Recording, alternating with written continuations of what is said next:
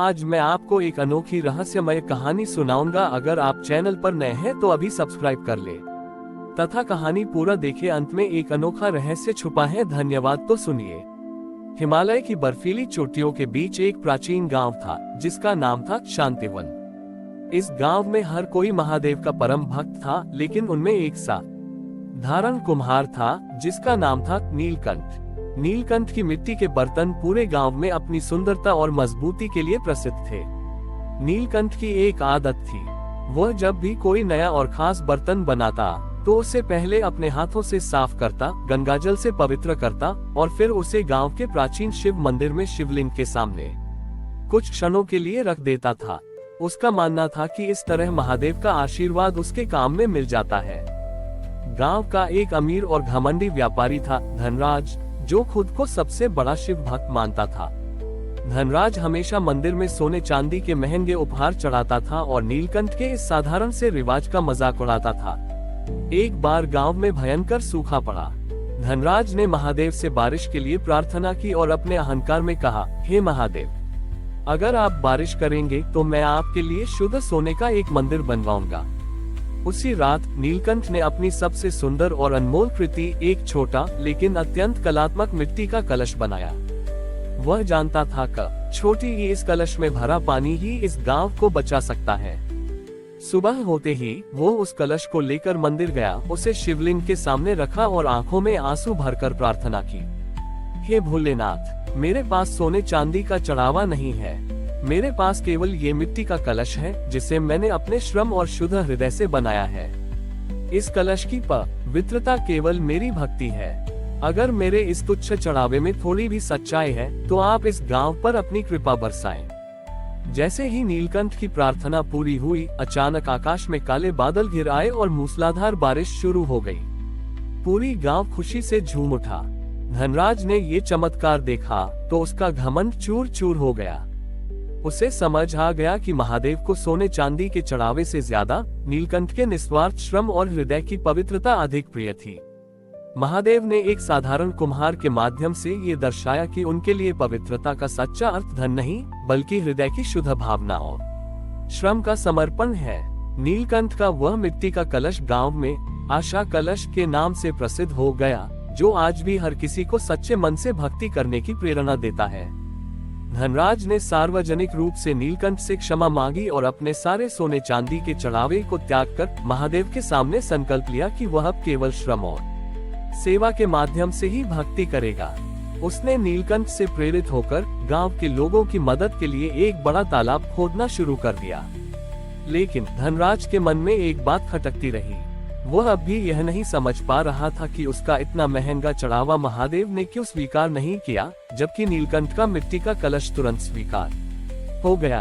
एक रात महादेव स्वयं एक तेजस्वी साधु के वेश में धनराज के सपने में आए। साधु ने कहा, वत्स धनराज, तुम अब सही मार्ग पर हो, परंतु तुम अब भी यह भेद नहीं जान पाए कि मेरे लिए पवित्र क्या है। तुम्हारा सोना तुम्हारी दौलत थी, लेकिन नीलकंठ का कलश उसका जीवन था। उसने उस मिट्टी को अपने परिश्रम से उसे प्रेम से आकार दिया और अपने हाथों की गर्मी से उसे पकाया। तुमने अपनी सबसे सस्ती चीज चढ़ाई, जबकि उसने अपनी सबसे अनमोल रचना मुझे अर्पित की। साधु ने मुस्कुराते हुए आगे कहा, अब मैं तुम्हें एक अवसर देता हूँ। गांव से कुछ दूरी पर एक बंजर भूमि है, वहाँ एक विशाल वट वृक्ष लगाओ। अगर तुम अपने पूरे हृदय से बिना किसी अहंकार या दिखावे के इस काम को सफलता पूर्वक पूरा करते हो तो तुम जान जाओगे कि मेरी कृपा कैसे मिलती है। अगले दिन धनराज ने उस बंजर भूमि पर विशाल वट वृक्ष लगाने का प्रण लिया। ये काम बहुत कठिन था। उसे दूर नदी से पानी लाना पड़ता था, पत्थरों को हटाना पड़ता था और तपती धूप में अकेले काम करना पड़ता था। नीलकंठ और गांव वालों ने उसकी मदद की पेशकश की, पर धनराज ने विनम्रता से मना कर दिया। उसने कहा, यह मेरी चुनौती है, मैं इसे अकेले श्रम और पश्चाताप से पूरा करूंगा। महीनों की कड़ी मेहनत के बाद धनराज ने वह वट वृक्ष लगा दिया। लेकिन एक समस्या थी, वृक्ष पानी की कमी और बंजर जमीन के कारण मुरझाने लगा था। धनराज दिन रात उसे सींचता रहा, पर कोई लाभ नहीं हुआ। उसे लगने लगा कि महादेव ने उसे त्याग दिया है। एक शाम बिल्कुल निराश होकर धनराज उस मुरझाते हुए वृक्ष के पास बैठ गया। उसने आंखें बंद की और फूट फूट कर रोने लगा। उसके मन से यह प्रार्थना निकली, हे महादेव, मैंने सोना छोड़ दिया, घमंड छोड़ दिया, दिखावा छोड़ दिया। मैंने अपनी सारी शक्ति लगा दी, पर यह वृक्ष मेरी सेवा स्वीकार नहीं कर रहा। क्या मेरी भक्ति अब भी अधूरी है? तभी वहां नीलकंठ आया। उसने धनराज के आंसू पोंछे और कहा, मित्र, तुमने सब कुछ सही किया, पर तुम एक बात भूल गए। सेवा का अर्थ केवल श्रम नहीं, बल्कि उस श्रम में प्रेम मिलाना होता है।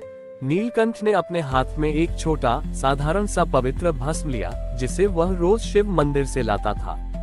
उसने उस भस्म को उस मुरझाए हुए वृक्ष की जड़ों के पास श्रद्धा से बिखेर दिया और अपने शुद्ध हृदय से कहा, हे भोलेनाथ, इस वृक्ष को धनराज के परिश्रम को स्वीकारने की शक्ति दो।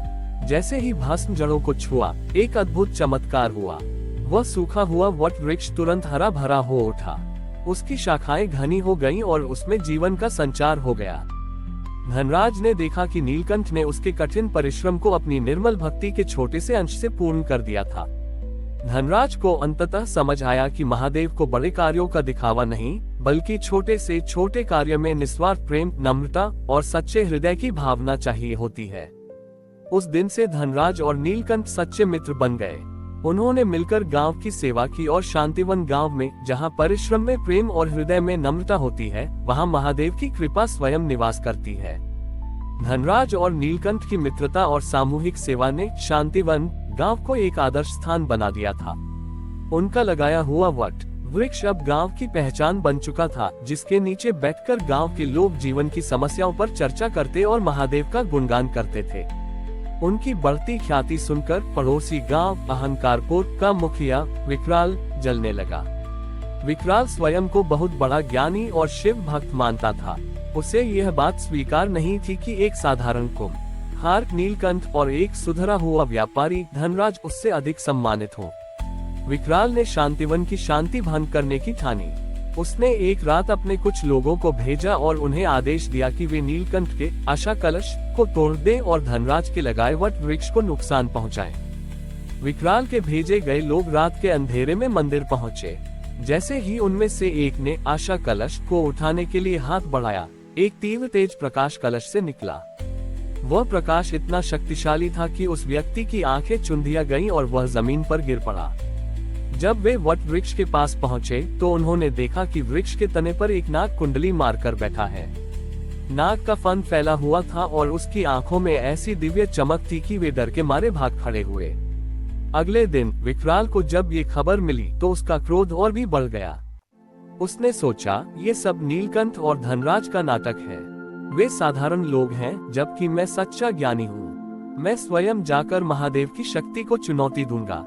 विकराल अपनी पूरी विद्वता और शास्त्र ज्ञान का प्रदर्शन करने के लिए शांतिवन आया।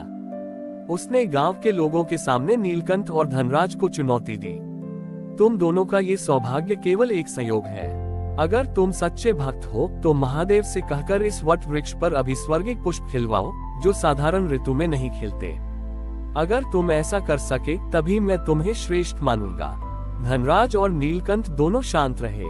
वे जानते थे कि महादेव का चमत्कार उनकी इच्छा से नहीं, बल्कि उनकी आवश्यकता और शुद्ध भावना से प्रकट होता है। नीलकंठ ने धनराज की ओर देखा। धनराज ने मुस्कुराते हुए कहा, भाई नीलकंठ, हमें बहस नहीं करनी।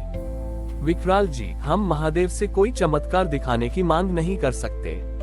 हम केवल उनकी सेवा कर सकते हैं। हमें जो भी शक्ति मिली है वह गांव की सेवा के लिए है।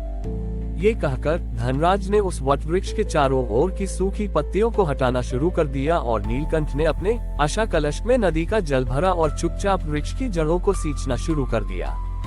वे दोनों विकराल की चुनौती को भूलकर अपने सेवा रम में लग गए। विकराल, जो चमत्कार देखने आया था, ये देखकर अवाक रह गया।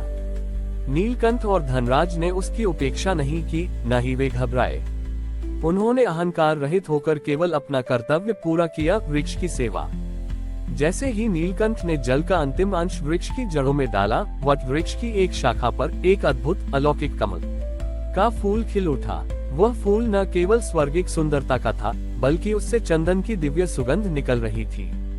यह कोई गर्जन या बिजली का चमत्कार नहीं था। यह उस निस्वार्थ सेवा, निर्हंकार समर्पण और अटूट प्रेम का फल था जो वर्षों से नीलकंठ और धनराज उस वृक्ष को दे रहे थे। विकराल तुरंत जमीन पर घुटने टेककर गिर पड़ा। उसे अपनी गलती का एहसास हुआ। उसने जाना कि सच्चा ज्ञान और सच्ची भक्ति शब्दों के आडंबर में नहीं, बल्कि कर्मों की पवित्रता और हृदय की विनम्रता में निहित है। उसने नीलकंठ और धनराज से कहा, तुम दोनों ने मुझे महादेव का सबसे बड़ा पाठ सिखाया है। महादेव को मेरा ज्ञान नहीं, तुम्हारा सहयोग और निस्वार्थ प्रेम अधिक प्रिय है। तुमने सिद्ध कर दिया कि पवित्रता का सच्चा अर्थ है सेवा में समर्पण और अहंकार का त्याग। विकराल ने अहंकारपुर का मुखिया पद त्याग दिया और शांतिवन में रहकर नीलकंठ और धनराज के साथ गांव की सेवा में जुट गया। इस तरह महादेव ने अपनी लीला से यह सिद्ध किया कि सच्ची भक्ति ज्ञान या धन से नहीं, बल्कि प्रेम, परिश्रम और सहयोग से ही फलीभूत होती है। हमारी और भी आध्यात्मिक एवं अनोखी कहानियाँ देखने के लिए हमारे चैनल पर जाएं तथा धार्मिक एवं पौराणिक अनोखी कहानियाँ हमारे चैनल पर हैं। कृपया जाके देखें तथा हमारे चैनल को सब्सक्राइब करके रखें।